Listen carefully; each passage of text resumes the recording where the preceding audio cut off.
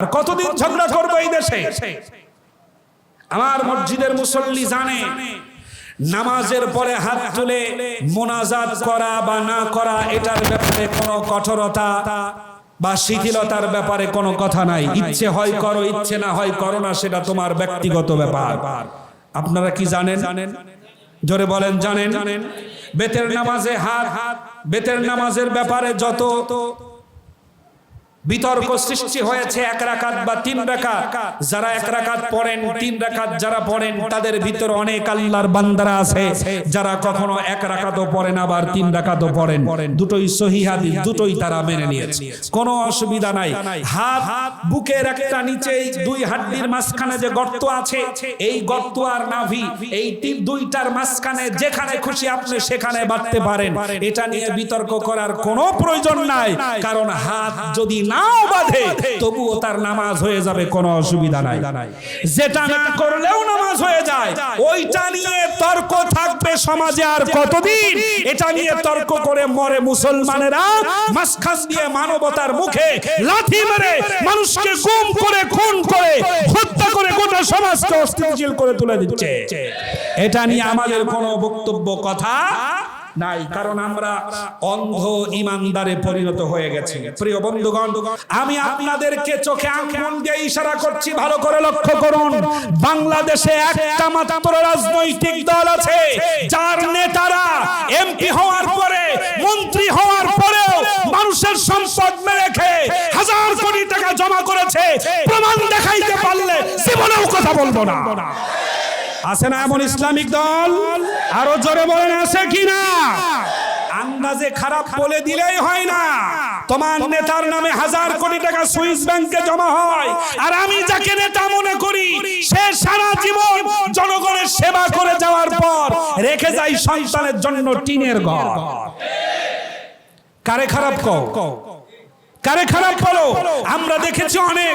এজন্য আমি বলি, আইয়ুব খানের শাসন আর বঙ্গবন্ধুর ভাষণ, আর আমাদের দেশের বঙ্গবন্ধুর আইয়ুব খানের শাসন, বঙ্গবন্ধুর ভাষণ, জিয়া কেটেছে খাল, এরশাদ সাজার নানান তাল, ফখরুদ্দিন মঈনুদ্দিন সব ঘোড়ার ডিম দেখাছে। আগামী দেশ সাজাতে হবে আল কোরআনের বাংলাদেশ।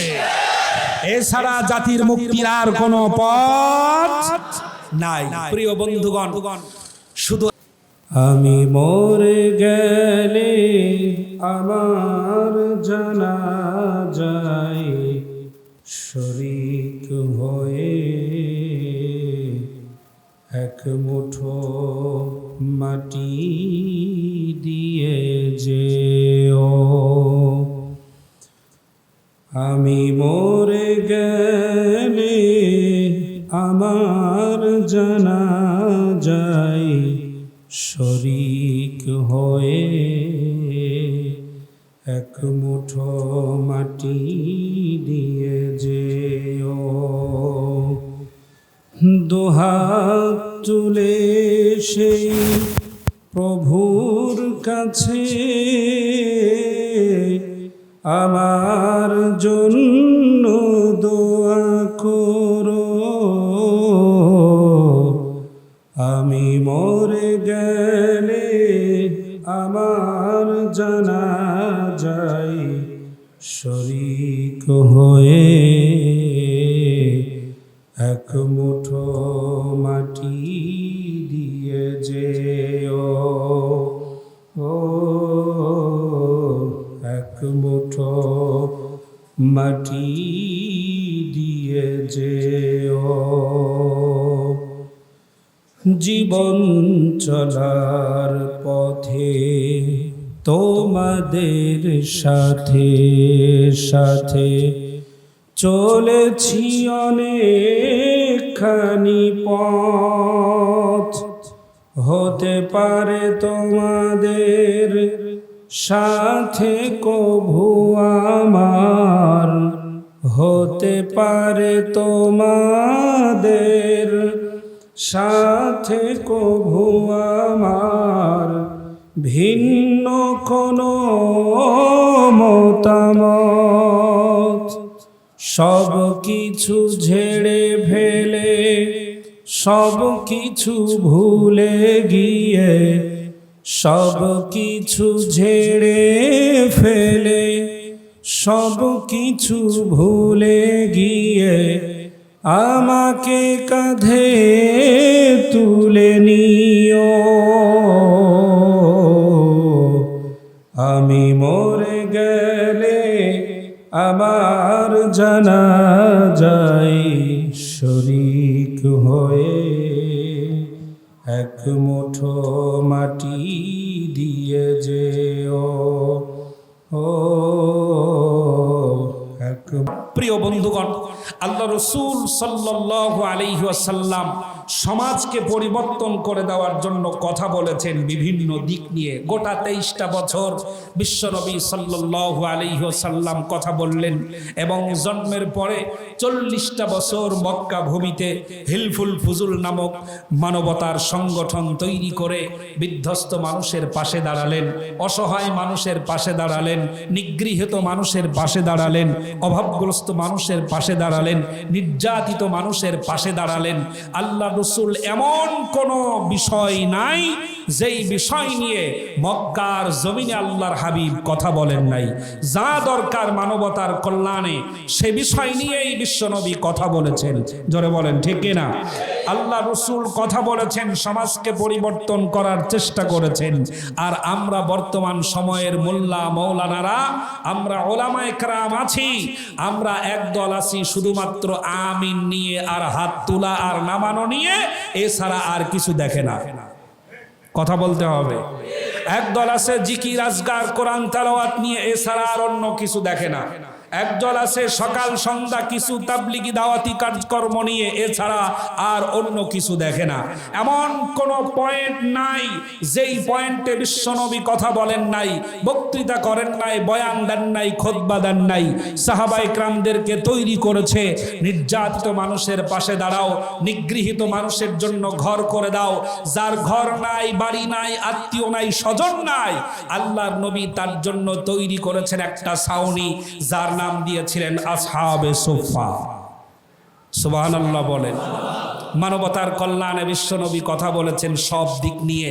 আর আমরা যেন মনে হয় যে হাত তোলা আর নামানো, বেতের নামাজ আর আমিন জোরে আর আস্তে বলা, এছাড়া যেন পৃথিবীতে আর কোনো ইস্যু নাই। মানুষ মরে শেষ হয়ে যায়, যাক, হাত আস্তে তুলবা না জোরে তুলবা, রফে আদাইন করবে নাকি করবে না। মানুষ গুম হয়ে যায়, যাক, তাতে আমার কোনো অসুবিধা নাই। আপনি হাত বুকের উপরে বাঁধবেন নাকি নাভির নিচে বাঁধবেন বা উপরে বাঁধবেন। মানুষ মানবতাকে বিধ্বস্ত করে দিয়ে একদল মানুষ আর একদল মানুষের ঘাড়ের উপরে চড়াও হয়ে স্ত্রী সন্তানদেরকে জনমের তরে কাঁদিয়ে তাদেরকে শেষ করে ফেলুক, তাতে আমাদের কোনো অসুবিধা নাই। আমরা থাকবো বেতের নামাজ 3 রাকাত না 1 রাকাত নিয়ে। অবস্থাটা তাই চলছে না? অবস্থা তাই চলছে না? বিশ্বনবীর উম্মতেরা বিশ্বনবীর আদর্শ নিয়েই যদি কথা বলতো, তাহলে বিশ্বাস করুন টুপিওয়ালাদের ঠেলায় অন্যায়কারী অত্যাচারীরা ইন্দুরের গর্তও খুঁজে পেত না। কারণ এখন টুপিওয়ালারা তাদেরকে আমরা রেখেছি, আমিন জোরে বলবা না আস্তে বলবা, এইটা নিয়ে বাহাজ হয়। একটা কন্যা সন্তান চোখের পানি ফেলে তার বাবার জন্য, ওর বাবাকে মুক্ত করার জন্য কেউ কথা বলে না। একটা সন্তান, একটা পরিবার ধ্বংস হয়ে যায়, তার মুক্তির জন্য কেউ কথা বলে না। আমরা শুধু থাকবো আমিন জোরে আর আস্তে, হাত উপরে অথবা নিচে, অথবা আমরা থাকবো বেতের নামাজ 3 রাকাত আর 1 রাকাত নিয়ে। বছরের পর বছর চলে যাবে, সমস্যার সমাধান হবে না। মাঝখান দিয়ে মানবতা বিধ্বস্ত, বিগলিত হয়ে মানুষের চোখের পানি হয়ে গড়িয়ে গড়িয়ে পড়ছে। প্রিয় বন্ধুগণ, আমি জ্ঞাতার্থে বলছি, বিশ্বনবীর জীবনী, বিশ্বনবীর বিশ্বকোষ এবং আর রাহিকুল মাখতুম, এরপরে রিয়াদুস, এরপরে আপনার সিরাত ইবনে হিশাম, এই 3টা বইয়ের সমন্বয়ে, আর এই 3টা বইয়ের সমন্বয়ে আমি কয়েকটা পয়েন্ট এখানে উল্লেখ করছি, যা খুবই সামান্য। আল্লাহ রাসূল এমন কোনো বিষয় ছিল না যে বিষয় নিয়ে কথা বলেন নাই। নবীজি বিভিন্ন কর্মসূচি গ্রহণ করেছেন নবুয়ত প্রাপ্তির আগে এবং নবুয়ত পাওয়ার পরে। কথা শুনতেছেন? রাসূল বিভিন্ন কর্মসূচি গ্রহণ করেছেন। আমি এই বক্তব্যটা দিচ্ছি ওলামায়ে কেরামদের জন্য। নবুয়ত পাওয়ার আগে আল্লাহর নবী কথা বলেছেন বিভিন্ন বিষয় নিয়ে, এবং নবুয়ত পাওয়ার পরেও আল্লাহ রাসূল বিভিন্ন বিষয় নিয়ে কঠোর অবস্থান গ্রহণ করেছেন, যার কারণেই বিধ্বস্ত মানবতা আবার উদ্ধার হয়েছে। ঠিক কি না? আল্লাহ রাসূল যদি শুধু তাসবিহ তাহলিল তেলাওয়াত করার কাজেই ব্যস্ত থাকতেন, তাহলে পরে ওই বিধ্বস্ত গলে যাওয়া পচে যাওয়া মানবতা আর উদ্ধার হতো না, সোনালী যুগ আর তৈরি হতো না। ঠিক কি না? আল্লাহ রাসূল কথা বলেছেন, বিশ্বের নবীজি সাল্লাল্লাহু আলাইহি ওয়াসাল্লাম সমাজের মানুষের অভাব এবং দারিদ্র্য বিমোচনের জন্য আল্লাহর হাবিব এমন একটা সময়ে কিছু সিদ্ধান্ত গ্রহণ করেছেন, যে সময় আমেরিকা তৈরি হয় নাই, যে সময় আল্লাহ নবী এই সিদ্ধান্তগুলো গ্রহণ করেছেন সেই সময় মানবাধিকার তৈরি হয় নাই, যে সময় আল্লাহ রাসূল সিদ্ধান্ত গ্রহণ করেছেন সেই সময় জাতিসংঘ তৈরি হয় নাই, যে সময় আল্লাহ রাসূল সিদ্ধান্তগুলো গ্রহণ করেছেন সেই সময় হিউম্যান রাইটস তৈরি হয় নাই, সে সময় আইন আদালত এইভাবে তৈরি হয় নাই, যে সময় মানুষ কল্পনাও করতে পারে না, ওই সময় আমার রাসূল মানবতাকে উদ্ধার করার জন্য যে কর্মসূচি গ্রহণ করেছেন সেই কর্মসূচি অবিশ্বাস্য এবং অবিচ্ছেদ্য, এবং বিশ্বাস করা যাবে না বা মানা যাবে না এমন কোনো বিষয় নয়। আল্লাহ রাসূল সিদ্ধান্ত গ্রহণ করলেন, হে বৃত্তশালী লোকেরা, মানব দারিদ্র্য বিমোচন করার জন্য তোমাদেরকে যাকাত দিতে হবে বাধ্যতামূলক। কি দিতে হবে? যাকাত দিতে হবে। আল্লাহ নবী সিদ্ধান্ত গ্রহণ করলেন, এছাড়াও অতিরিক্তভাবে ধনীদেরকে দান সহযোগিতার হাত বাড়াতে হবে, দান করতে হবে, সাহায্য করতে হবে, সহযোগিতা করতে হবে। আল্লাহ রাসূল বললেন, বাইতুল মাল তথা সরকারের কোষাগারে যে সম্পদ থাকবে সেই সম্পদ থেকে ব্যবসায়িক মানুষের জন্য, চাকরি করা মানুষের জন্য, ফার্ম বানানো মানুষের জন্য, উটের দল তৈরি করা মানুষের জন্য, খেজুরের ব্যবসা করবে এমন মানুষের জন্য, অভাবী লোকদের জন্য কর্জে হাসানার ব্যবস্থা করতে হবে। আল্লাহর নবী সিদ্ধান্ত গ্রহণ করলেন, এবং সমাজের ভিতরে যারা ধনী আছো, দারিদ্র্য বিমোচন করার জন্য তোমাদেরকে এগিয়ে আসতে হবে, তোমরা মানুষকে সাহায্য করবে, কর্জ দেবে, হাসানা দেবে, যেদিন পারো সেদিন ফেরত নেবে। এই কর্জে হাসানা দিয়ে মানুষের সুখ দুঃখের সাথে তোমরা শামিল হয়ে যাবে। এবং আল্লাহ নবী সমাজে কঠিনভাবে নিষিদ্ধ করলেন, খবরদার, সুদ ভিত্তিক অর্থনৈতিক গোপনে এবং প্রকাশ্যে কেউ চালু রাখতে পারবে না। সুদ ভিত্তিক অর্থনৈতিক ব্যবস্থা গোপনে এবং প্রকাশ্যে কেউ চালু রাখতে পারবে না। যদি গোপনে রাখে আর তা যদি প্রমাণিত হয় তাহলে তার শিরচ্ছেদ করে দেওয়া হবে। এটি হারাম, এই কার্য সমাজের বুকে করতে দেওয়া যাবে না। এটা যতদিন থাকবে ততদিন দারিদ্র্য বিমোচন হবে না, বরং মানুষ দরিদ্র থেকে হত দরিদ্রে পরিণত হয়ে যাবে। তোমরা পরিষ্কার রাখবে, পরিচ্ছন্ন রাখবে। ওই সুন্নাহ এখনো পালন করা হয়। সৌদি আরবের রাস্তাগুলোতে ময়লা আবর্জনা আমাদের দেশের মতো থাকে? তো থাকে। আমি রাস্তার উপরে নামাজ পড়েছি জাই নামাজ বিছিয়ে, এবং আরো একদিন নামাজ পড়েছি সম্পূর্ণ জাই নামাজ মুক্ত, রাস্তার উপরে নামাজ পড়েছি, আমার কপালেও ধুলা নাই। হাত দিয়ে আমি এরকম ডলে ডলে ডাক্তার দোহাকে দেখিয়েছি, দেখেন এত ডললাম তাও হাতের উপরে ময়লা নাই। আল্লাহর নবী শিখালেন রাস্তাঘাট ঘর বাড়ি পরিষ্কার রাখতে হবে। বিশ্বনবী কথা বললেন, যেখানে সেখানে ময়লা আবর্জনা তোমরা ফেলতে পারবা না, গোসল করে সুগন্ধি ব্যবহার করবে, এটা তোমাদের মানসিকতা ভালো করে দেবে। জনসমাবেশে যখন যাবে সুন্দর পোশাক পরে একটা সুগন্ধি ব্যবহার করবে। পরিবেশ রক্ষার জন্য তোমরা গাছ লাগাবে। আল্লাহ রাসূল এ ব্যাপারে কথা বললেন। বিশ্বনবী কথা বললেন, বিভিন্ন মোড়ে মোড়ে বিশুদ্ধ পানি পান করার সুন্দর সুব্যবস্থা করে দিতে হবে। আল্লাহ রাসূল কথা বললেন, তোমরা খবরদার আল্লাহর সাথে কাউকে শরীক করবে না। আল্লাহর নবী কথা বললেন, পিতামাতার অবাধ্য হবে না। পিতামাতার অবাধ্যতা চরম পর্যায়ে পৌঁছায় গেলে তারপরে বৃদ্ধাশ্রম তৈরি হয়, তার আগে নয়। কথা বলেন। এগুলো নিয়ে আমাদের কোনো মাথা ব্যথা নাই। আমাদের শুধু মাথা ব্যথা, হাত কতদূর তুললা আর কতদূর নিচে নামালা, বেতের নামাজ কয় রাকাত পড়লে আর কয় রাকাত পড়লে না। লক্ষ্য করুন আল্লাহ রাসূল আরো কি কাজ করেছেন। পাওনাদারের পাওনা পরিশোধ করে দাও, কৃপণ হবে না, মধ্যম পন্থা অবলম্বন করবে, কন্যাদেরকে হত্যা করবে না, জেনা ব্যভিচারের পথ চিরতরে বন্ধ করে দেবে, সমাজের সুশৃঙ্খলতা ফিরিয়ে আনার জন্য। আমাদের দেশে জেনা ব্যভিচারের জিনা ব্যভিচারের দরজাটা খুলে দেওয়া হয় আর বিবাহটাকে কঠিন করে দেওয়া হয়, ঠিক না? এ নিয়ে আমাদের শায়েখদের কোনো মাথা ব্যথা আছে? শায়েখদের কোনো মাথা ব্যথা নাই। এই নিয়ে আমাদের অন্য মানুষের কোনো মাথা ব্যথা নাই। আমরা কেউ আসি তসবিহ নিয়ে, আমরা কেউ আসি দাওয়াত নিয়ে, আমরা কেউ আসি আমিন নিয়ে, আমরা এক একজন এক এক কোণা ধরে বসে আছি। তাতে মানবতা শেষ হয়ে যাক, তাতে আমাদের কোনো অসুবিধা নাই। এমন ঈমানদারের জন্য জাহান্নাম অবধারিত।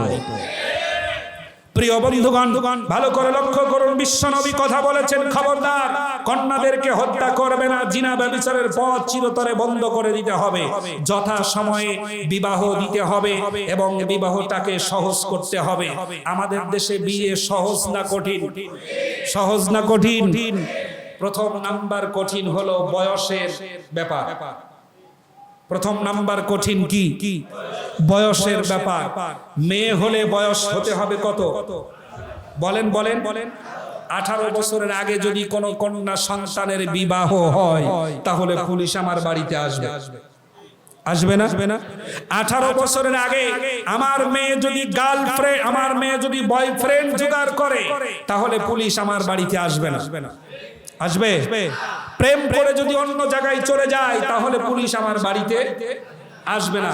ওই মেয়েকে পুলিশ তার নিজ দায়িত্বে উদ্ধার করার জন্য একবারে একটা কদম ফেলবে না, কিন্তু 18 বছরের আগে আপনি আপনার মেয়েকে বিবাহ দেন, পুলিশ নিজ দায়িত্বে আপনার বাড়িতে গিয়ে বলবে বাল্য বিবাহ বন্ধ করো।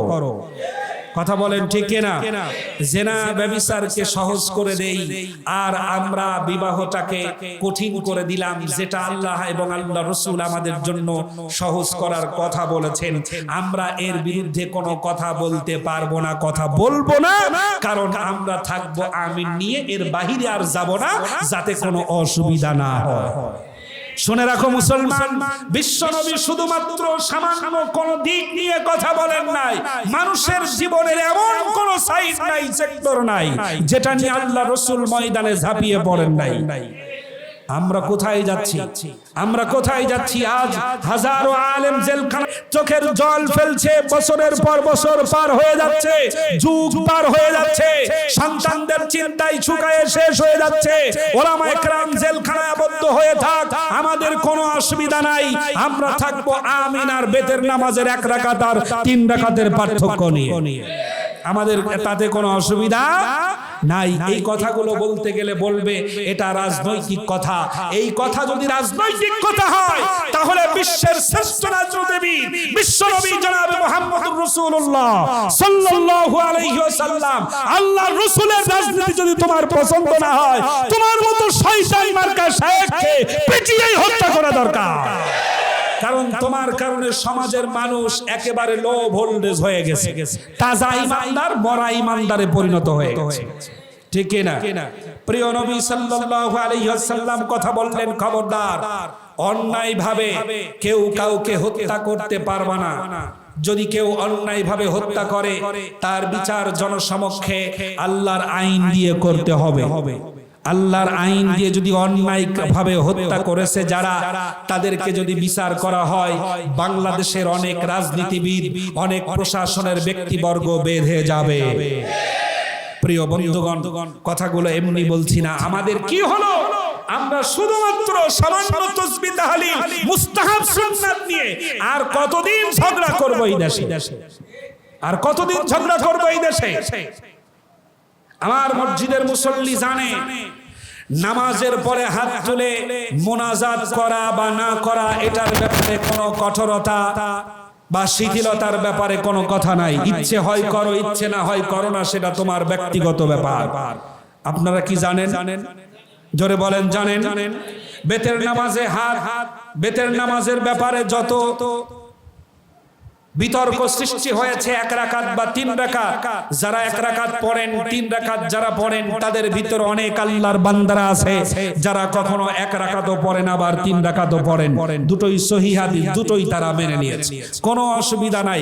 হাত বুকের একটা নিচে 2 হাড্ডির মাঝখানে যে গর্ত আছে, এই গর্ত আর নাভি, এই 2টার মাঝখানে যেখানে খুশি আপনি সেখানে বাঁধতে পারেন। এটা নিয়ে বিতর্ক করার কোনো প্রয়োজন নাই, কারণ হাত যদি নাও বাঁধে তবুও তার নামাজ হয়ে যাবে, কোনো অসুবিধা নাই। যেটা না করলেও নামাজ হয়ে যায়, ওইটা নিয়ে তর্ক থাকবে সমাজে আর কতদিন? এটা নিয়ে তর্ক করে মরে মুসলমানেরা, মাঝখান দিয়ে মানবতার মুখে লাথি মেরে মানুষকে গুম করে, খুন করে, হত্যা করে গোটা সমাজকে অস্থিতিশীল করে তুলে দিচ্ছে। এটা নিয়ে আমাদের কোনো বক্তব্য কথা নাই, কারণ আমরা অন্ধ ইমানদারে পরিণত হয়ে গেছি। প্রিয় বন্ধুগণ, বিশ্বনবী বললেন, খবরদার অসহায় এতিম যারা, তাদের সাথে ভালো ব্যবহার করবে, অহংকার করবে না, সুদ খাবে না, দুর্বলের প্রতি অত্যাচার করতে দেখলে তোমরা তার বিরুদ্ধে রুখে দাঁড়াবে। আমার নবী কথা বললেন এত বিষয় নিয়ে, আরো অনেকগুলো বিষয় আছে যে বিষয়গুলো হয়তো আমি নোট করতে পারছি না, নোট করতে পারিনি।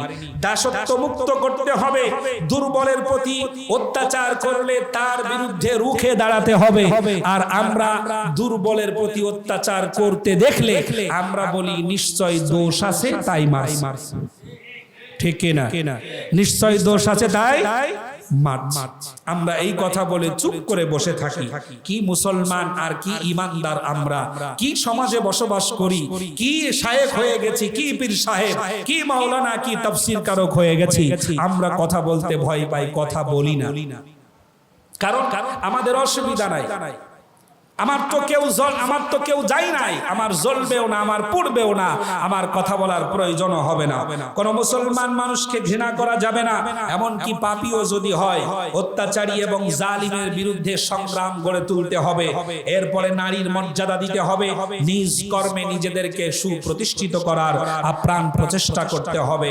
জাত বংশের গর্ব করা যাবে না, জাত বংশ আর দলীয় কোন্দল নিয়ে গন্ডগোল বাঁধলে তা সংশোধন করতে হবে, তা বড় করে দেওয়া যাবে না। অন্যায় ভাবে কোনো বিষয় মানুষের উপরে চাপিয়ে দেওয়া যাবে না। প্রিয় বন্ধুগণ, আমার রাসূল কথা বললেন, হে পৃথিবীর লোক সকল, অন্যায় ভাবে তোমরা কারোর উপরে কোনো বিষয় চাপিয়ে দিবা না। সকল অন্যায়ের বিরুদ্ধে আমরা কথা বলা বন্ধ করে দিয়েছি। দেখেন, বাইতুল কাবা থেকে শুরু করে বাংলাদেশের রাজধানী, বাংলাদেশের জাতীয় মসজিদ বাইতুল মুকাররম থেকে শুরু করে আমাদের দেশের এই ছোট্ট মসজিদ পর্যন্ত ইমাম সাহেবরা সব যার যার চাকরি, আমিও যার যার চাকরি আর যার যার চিন্তা চেতনা নিয়ে চুপ করে বসে আছি। বিশ্বের মানবতা শেষ হয়ে যাক, আমাদের কোনো অসুবিধা নাই। আমরা মসজিদে গন্ডগোল করব, আমরা নিজেদের কর্তৃত্ব খাটাবো।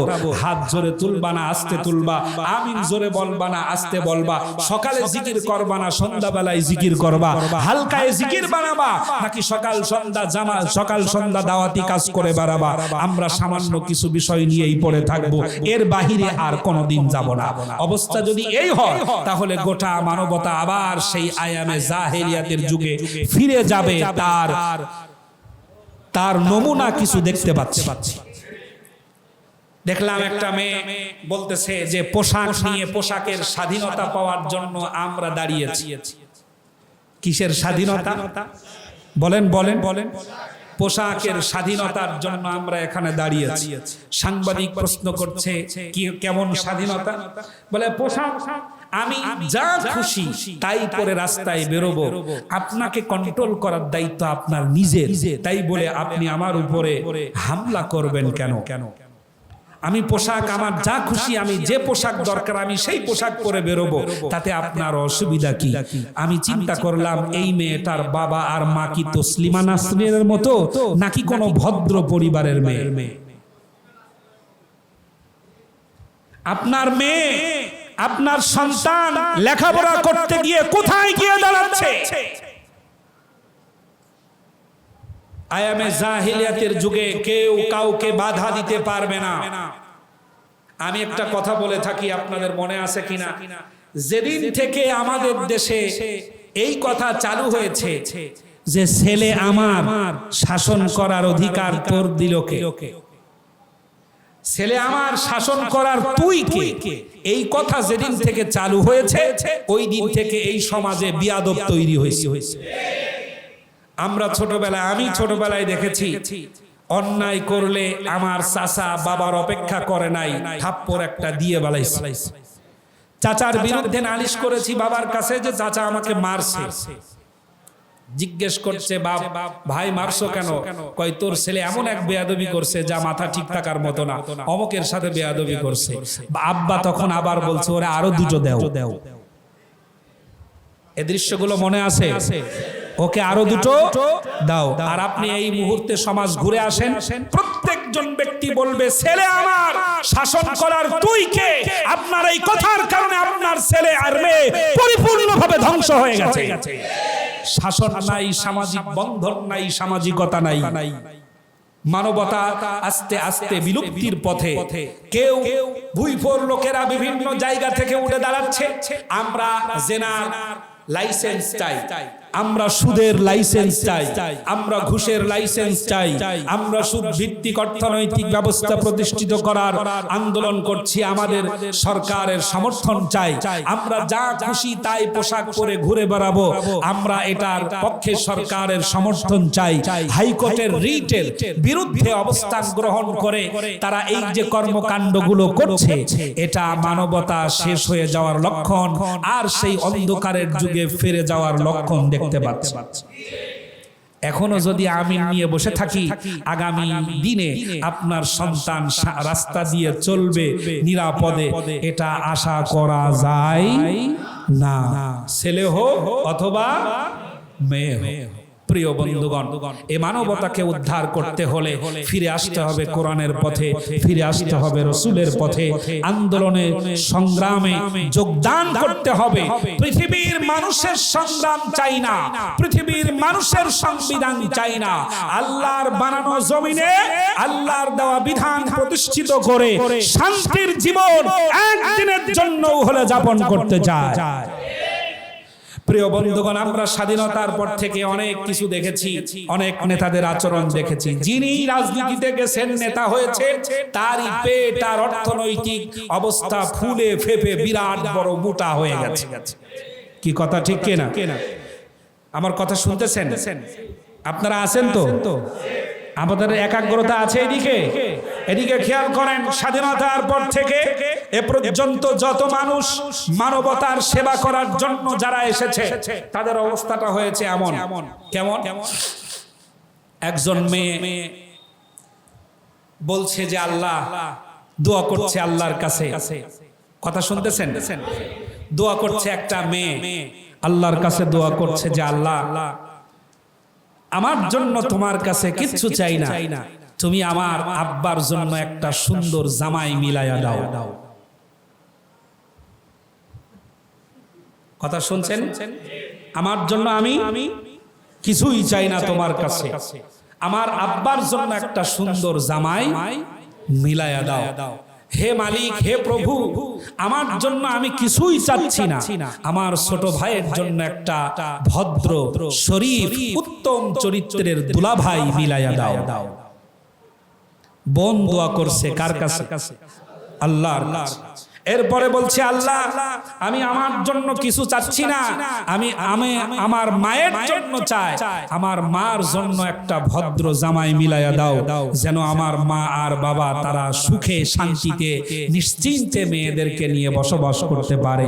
আমার আত্মীয় স্বজনের জন্য এমন করে দাও।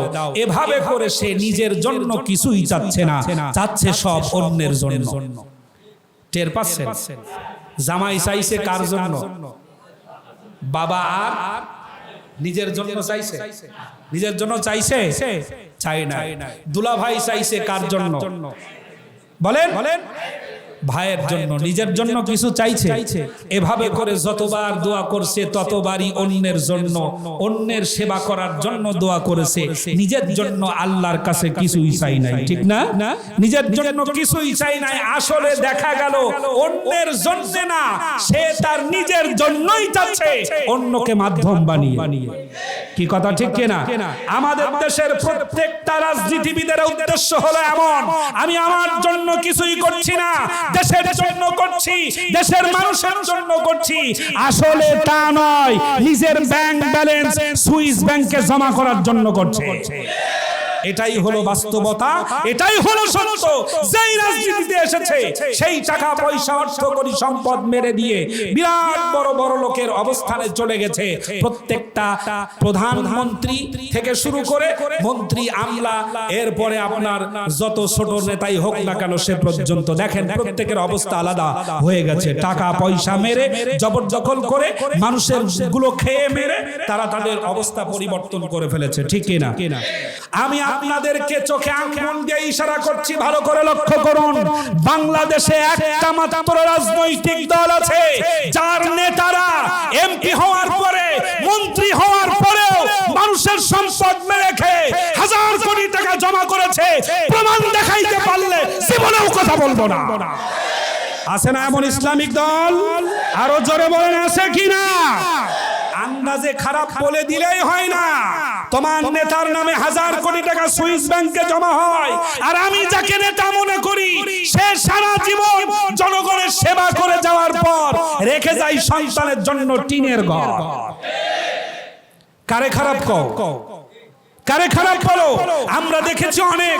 এজন্য আমি বলি, আইয়ুব খানের শাসন আর বঙ্গবন্ধুর ভাষণ, আর আমাদের দেশের বঙ্গবন্ধুর আইয়ুব খানের শাসন, বঙ্গবন্ধুর ভাষণ, জিয়া কেটেছে খাল, এরশাদ চাচার নানান তাল, ফখরুদ্দিন মঈনুদ্দিন সব ঘোড়ার ডিম দেখাচ্ছে।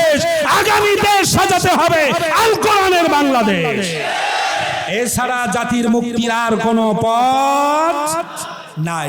প্রিয় বন্ধুগণ, শুধু আমিনের সমস্যার সমাধান করলেই জাতি মুক্তি পাবে না। বেতের নামাজের সমস্যার সমাধান করলেই জাতি মুক্তি পাবে না। হাত তোলা উপরে না নিচে এটার সমস্যার সমাধান করলেই জাতি মুক্তি পাবে না। যে সকল উলামায়ে কেরাম মানবতার কল্যাণে সকল দিক নিয়ে কোরআন হাদিসের নির্দেশিত বক্তব্য মানুষের সামনে তুলে ধরে না, তাদের পিছনে যাওয়া সাধারণ মুসল্লিদের উচিত হবে না। প্রিয় বন্ধুগণ, চান যে আল্লাহ রাসূল কিয়ামতের ময়দানে শাফাআত করুক? এটা চান? এটা চান? তাহলে রাসূলের দলে থাকতে হবে, আদর্শ মানতে হবে বিশ্ব নবী জনাব মুহাম্মদুর রাসূলুল্লাহ সাল্লাল্লাহু আলাইহি ওয়াসাল্লাম। আমার বন্ধুগণ, অন্তরের রোগ কয়টা? অন্তরের রোগ হলো 10টা।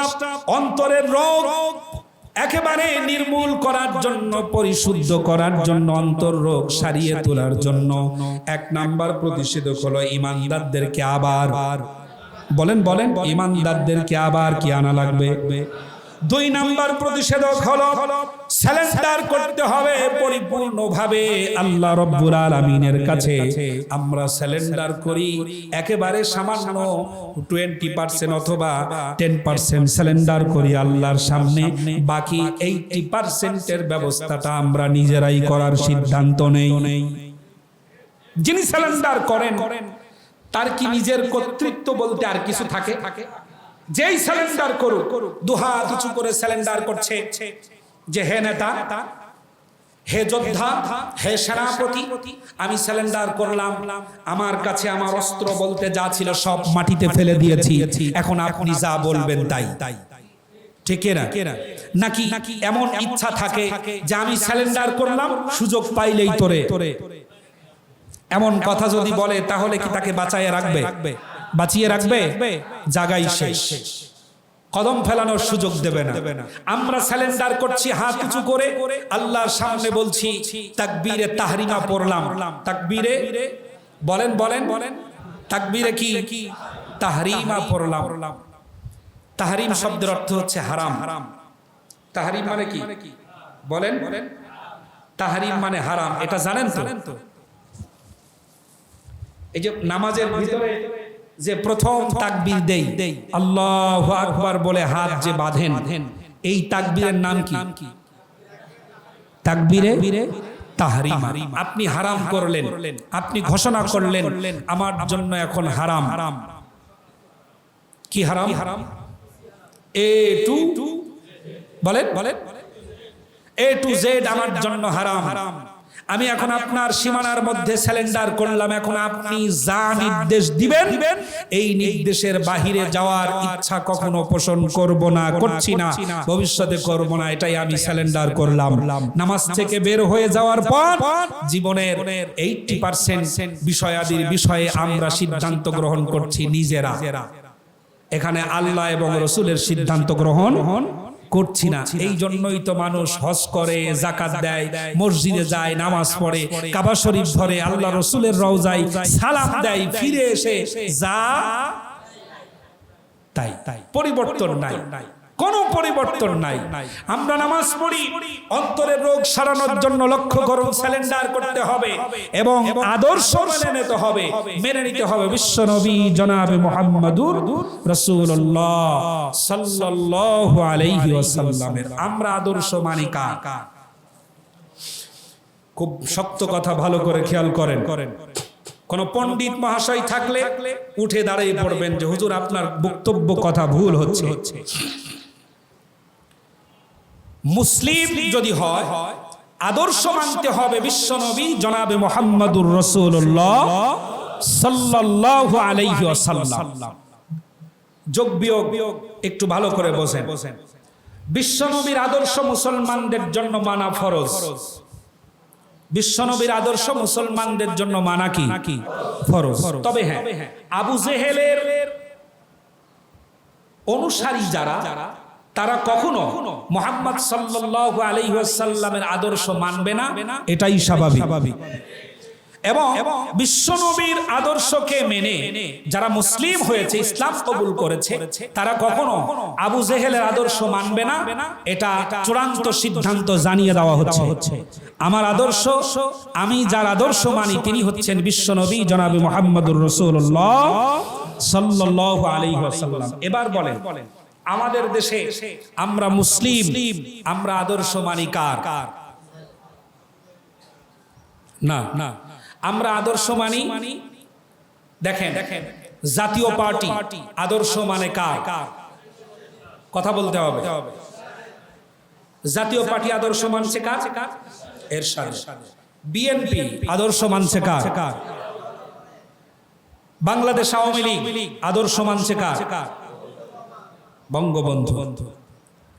এক কথায় বলা যায় চরমনার মুরিদ যারা, তারা আদর্শ মানছে কার? বলতে হবে পীর সাহেব। এক কথায় পীর সাহেব। আটরশির মুরিদ যারা, তারা আদর্শ মানছে কার? মানছে না? তাবলীগ যারা করে তারা আদর্শ মানছে কার? আকাবের মুরব্বীদের। এখন এক একজন এক একটা সাইড করে নিয়ে আদর্শ মানছে। আর আল্লাহ রাব্বুল আলামিন দিলেন যে লাকাদ কানা লাকুম ফি রাসূলিল্লাহি উসওয়াতুন হাসানাহ, তোমাদের জন্য আদর্শ হিসাবে একজন ব্যক্তিকে সিলেক্টেড করে দিলাম, একেবারে সিলমোহর মেরে দিলাম। তিনি হচ্ছেন বিশ্বনবী জনাব মুহাম্মদুর রাসূলুল্লাহ সাল্লাল্লাহু আলাইহি ওয়াসাল্লামের জীবনীতেই তোমাদের জন্য রয়েছে উত্তম আদর্শ, যা মানলে তোমরা ইহকালের শান্তি আর পরকালের মুক্তি পাবে, কোনো সন্দেহ নাই। মুসলিম হিসাবে বিশ্ব নবীজির আদর্শ মানা ফরজ। মুসলিম হিসাবে নবীজির আদর্শ মানা কি? বলেন নবীজির আদর্শ মানা কি? এখন নবীজির আদর্শ যদি না মানে, তাহলে সে রাসূলের উম্মত কখনোই হতে পারে। এখন যারা জিয়াউর রহমানের আদর্শ মানে, মুসলমান যাবে কোথায়? এখন খেয়াল করেন, প্রশ্ন তৈরি করার ক্ষেত্র আপনি তৈরি করে দিচ্ছেন। যারা বাংলাদেশ আওয়ামী লীগ করেন তারা আদর্শ মানছেন কার? প্রধানমন্ত্রী। অথচ মুসলিম বলেন, অথচ কি করেন তারা? আদর্শ মানছেন ইসহাক রাহমাতুল্লাহ আলাইহি, বর্তমান পীর সাহেবের ইত্যাদি। আটরশি যারা করছেন তারা তার পীর সাহেবের আদর্শ মানছেন। তাবলীগ যারা করছেন মুরব্বীদের আদর্শ মানছেন। এক একটা দল, ইসলামিক এবং অন ইসলামিক, এক একজন ব্যক্তিকে সিলেক্ট করে নিয়ে তার আদর্শ মেনে চলছে, তার আদর্শ অনুযায়ী জীবন যাপন করছেন, অথচ দাবি করছেন আমি মুসলিম। আর আল্লাহ পাক বলছেন মুসলিম তো সেই ব্যক্তি যেই ব্যক্তি ঈমান আনার পরে আমার রাসূলের আদর্শ অকপটে স্বীকার করে নেয়। এখন আপনি মুসলিম হলেও আমি বলতে পারি হয় মুনাফিক নাই কাফের। কথাগুলি খুব শক্ত হয়ে গেল আজ। হয় মুনাফিক নাই কাফের।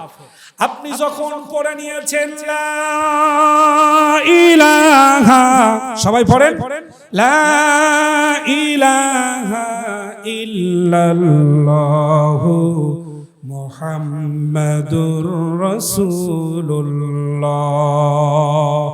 আশহাদু আল্লা ইলাহা ইল্লাল্লাহু ওয়াহদাহু লা শারীকা লা ওয়া আশহাদু আন্না মুহাম্মাদান আবদুহু ওয়া রাসূলুহু সাল্লাল্লাহু আলাইহি ওয়াসাল্লাম।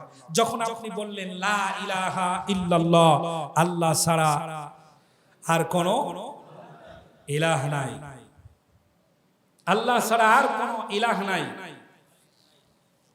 আল্লাহ ছাড়া আর কোনো রিজিক দাতা নাই, আল্লাহ ছাড়া আর কোনো আইন দাতা নাই, আল্লাহ ছাড়া আর কোনো শাসনকর্তা নাই, আল্লাহ ছাড়া আর কোনো মারনেওয়ালা নাই, আল্লাহ ছাড়া আর কোনো বাঁচানের মালিকও নাই, সব কিছুর মালিক কে? আল্লাহ। এখন কি দ্বিতীয় বাক্য, দ্বিতীয় অংশ কি?